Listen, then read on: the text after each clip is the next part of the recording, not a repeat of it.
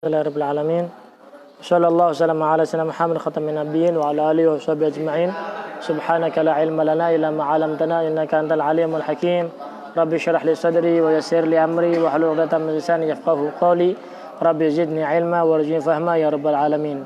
Babu salatil musafir. Bab salat orang yang musafir.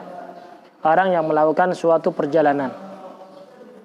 Yang dimaksud bab ini adalah bagaimana caranya, kemudian kapan disyariatkannya daripada sholat tersebut. Kenapa? Yaitu di dalam masalah musafir itu ada dua hal yang perlu difahami, yaitu ada namanya qashar atau sholat qashar atau jama'. Ada dua hal. Jama' ada dua juga. Ada jama' takdim, ada jama' takhir. Ya, begitu. Tidak mengharuskan yang jama' harus qashar dan tidak mengharuskan yang qashar harus jama'.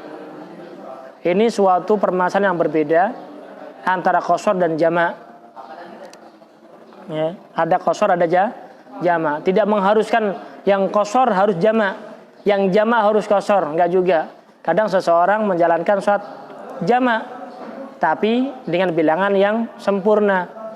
Ada juga yang menjalankan sholat qashar tapi tidak pada dua waktu dalam satu waktu atau menjamakkannya.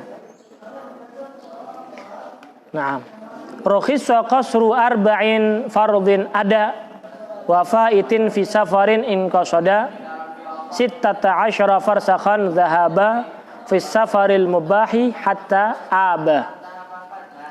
Di sini ada rukhsah bagi seseorang yang melakukan suatu perjalanan, yaitu qasru arba'in fardhin, mengqashar 4 rakaat dari salat fardu. 4 rakaat daripada salat fardu. Jadi yang diperbolehkan untuk diqashar adalah rubaiyah. Antakuna rubaiyatan, salatnya itu 4 rakaat, bukan 3 rakaat, bukan 2 rakaat. Ini yang diperbolehkan untuk diqashar. Baik itu ada ataupun faid, salat yang diqadha. Ya. Fi safarin, dalam suatu perjalanan. Gimana maksudnya qadha? Ya.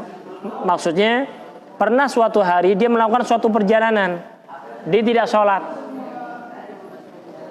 belum sempat dia sholat sampai pada tujuan atau selesai daripada perjalanannya. Kemudian dia tidak melakukan sholat atau mengqadha sholat tersebut sampai dia melakukan suatu perjalanan lagi, ya, maka dia diperbolehkan untuk mengqadha sholat yang dalam perjalanan yang pertama, diqadha pada perjalanan yang kedua dalam keadaan qashar, diperbolehkan. Tapi kalau seandainya dalam suatu perjalanan dia belum sholat, kemudian sampai pada tempat tujuan dan selesai daripada pengqasharan tersebut, tidak diperbolehkan untuk qashar lagi, dia belum melakukan sholat itu, dia mau qadha, maka dengan qadha dengan sempurna. Mengqadha, atau seandainya di dalam rumah dia nggak sholat sehingga dia keluar daripada waktunya, dia wajib qadha. Kemudian melakukan suatu perjalanan. Di suatu perjalanan dia mengqadha sholat zuhur yang tadi ditinggalkan dengan 2 rakaat, nggak bisa. Meskipun sekarang dalam keadaan perjalanan. Faham? Jadi yang diperbolehkan untuk diqadha, yang diperbolehkan untuk diqashar 4 rakaat menjadi 2 rakaat adalah ketika dalam suatu perjalanan, baik itu ada, ya maksudnya sekarang tadi jalan mulai dari jam 9 atau mulai dari jam 11 melakukan suatu perjalanan, kemudian waktu salat zuhur dalam pertengah perjalanan, maka dia boleh melakukan sholat qashar yang tadinya 4 rakaat menjadi 2 rakaat. Atau qadha, ya, dalam perjalanan pertama dia wajib salat zuhur asar namun dia tidak sholat. Faham ya? Kemudian dia lupa nggak sholat zuhur dan asar itu. Kemudian suatu hari melakukan perjalanan lagi. yang memang perjalanan yang jauh. Maka ketika perjalanan yang kedua ini, dia diperbolehkan untuk mengqadha sholat yang dilakukan suatu perjalanan tersebut yang ditinggalkan itu. Nah, qadha dari sholat yang diperbolehkan untuk dikosor, boleh dikosor. Paham ya? Qadha dari sholat yang boleh dikosor dengan persyaratan kosor, maka boleh dikosor. Adapun mengqadha dari sholat yang tidak diperbolehkan dikosor, ya, karena dia masih di rumah, nggak boleh dikosor. Kemudian dia mau qadha di dalam perjalanan, tetap menjalankan sholat yang sempurna. Paham? Paham nggak?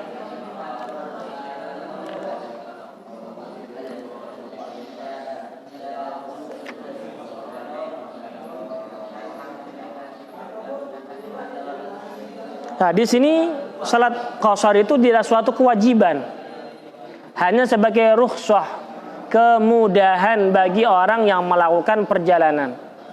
Tidak wajib, ya, tidak diwajibkan, ya, begitu. Berbeda dengan pandangan al-Imam Abu Hanifah. Dalam pandangan Imam Abu Hanifah, kalau sudah sampai kepada 3 marhalah maka wajib hukumnya. Menurut menurut mazhab Imam Abu Hanifah, kalau sudah sampai pada 3 marhalah, hukumnya wajib untuk mengqashar. Ya. Dalam mazhab Imam Syafi'i, kalau sudah sampai kepada 3 marhalahnya Imam Abu Hanifah, ketika dihitung ternyata 3 marhalahnya Imam Abu Hanifah itu sama dengan 2 marhalahnya hitungan Imam Syafi'i. Sehingga kalau sudah sampai 3 marhalah menurut pandangan Imam Abu Hanifah atau 2 marhalahnya Imam Syafi'i, disunnahkan untuk mengqashar. Kenapa disunnahkan? Khurujan min khilafi man aujabahu. Untuk keluar dari perselisihan ada pemimpin mazhab yang mewajibkan untuk qashar tersebut. Faham? Jadi ketika ada khilaf kewajibannya, dalam madhab disunnahkan untuk melakukan. Faham nggak? Ketika ada khilaf perselisihan antara madhab dengan kewajibannya tersebut, tentang kewajiban ini, maka untuk keluar daripada perselisihan tersebut disunnahkan untuk menjalankannya. Berarti kalau seandainya sudah sampai pada 2 marhalah dalam madhab Syafi'i atau 3 marhalahnya hitungan Imam Abu Hanifah, disunnahkan untuk kita ini disunnahkan untuk mengqashar. Karena dalam madhab Imam Abu Hanifah diwajibkan, ya, untuk khilaf, khurujan min khilaf, keluar daripada perselisihan ini disunahkan untuk mengqashar. Faham?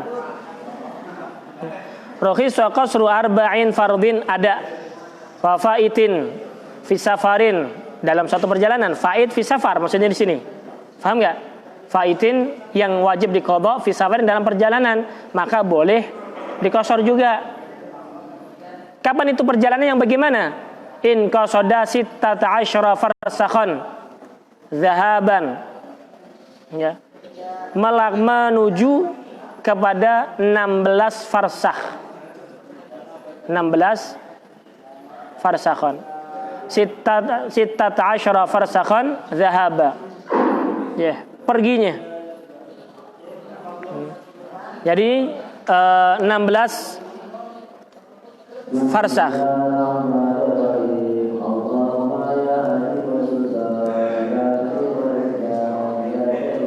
Atau dengan bil burdi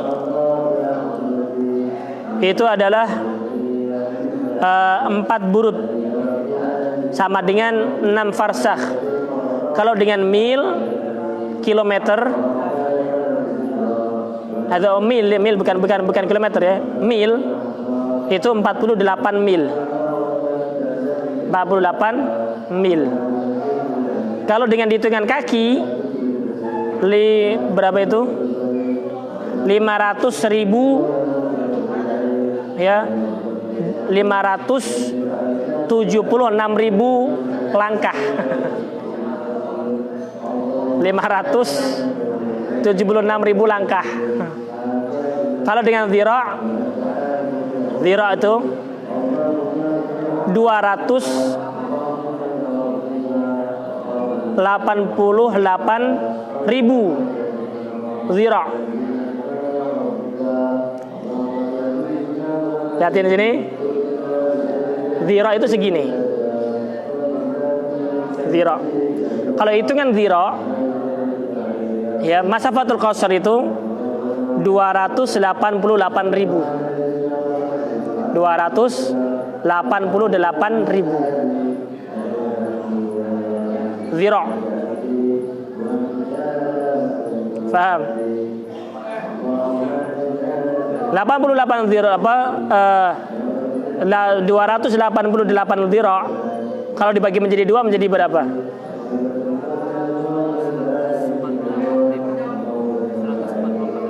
144.000. Ya, berarti berapa kilo?